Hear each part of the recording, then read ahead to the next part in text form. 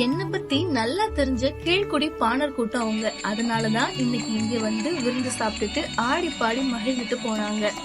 இதையெல்லாம் கேட்டுக்கிட்டு கபிலர் நேல வறுத்த அந்த மான்கறியோட கால் சப்பைய கடிச்சு இழுத்துக்கிட்டே கேக்குறாரு, பரம நாட்டுக்கு போயிட்டு திரும்புறவங்க எதுக்காக இந்த பக்கமா வந்தாங்க? அதுக்கு செம்பன் சொல்றான், அருகு நாட்டோட தென் திசை எல்லை பச்சை மலை தொடர்லதான் முடியுது. அந்த பக்கமா இருக்கிற வேட்டுவன் பாறை வழியாதான் பரம்புக்கு போற ஒரு பாதையும் இருக்கு. ஆனா அது முறையான பாதை கிடையாது. அதுல எப்படி இவங்க எல்லாம் இறங்கி வராங்கன்னு எனக்கு தெரியல.